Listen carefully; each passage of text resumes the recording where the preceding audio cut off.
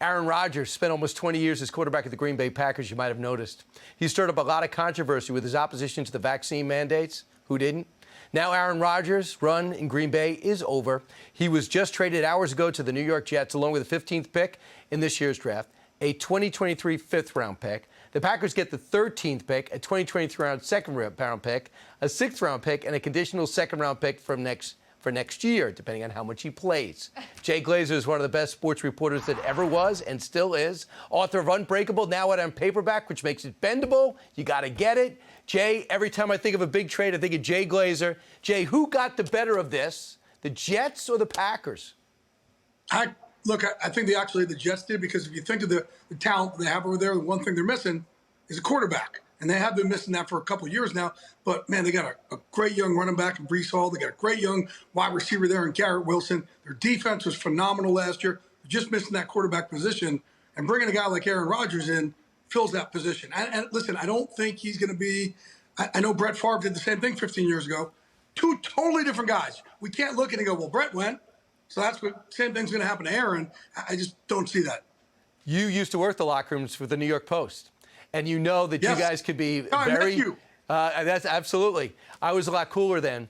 You can be very dogged and determined, and sometimes direct. Is Aaron Rodgers ready for the New York media every single day, asking about how he tapes his ankles and his vaccine and his beard and his State Farm commercials and how come he had 2 incompletions last game? I think there's 2 answers to that. I think he's going to relish in it, because he does love the attention.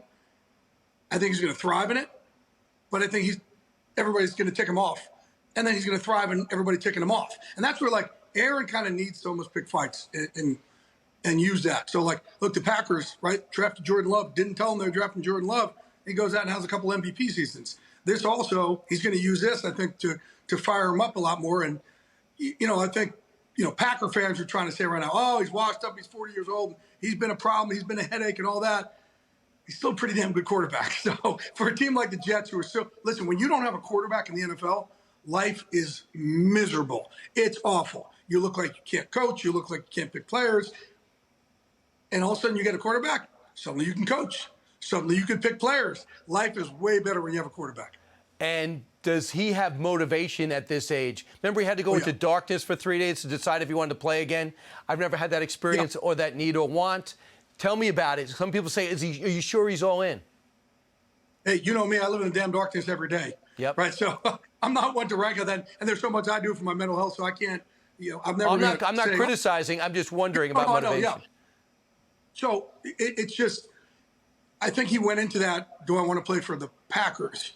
And like I just said, he figured out a way to be so angry with the Packers, to come out of it and say, no, I was going to retire, but now he's got this extra motivation against the Packers there. I think the Jets are going to be the ones who relish in that as a result. Jay, time. We got about 30 seconds. You saw that last segment. We talked about kids need motivation. They get depressed.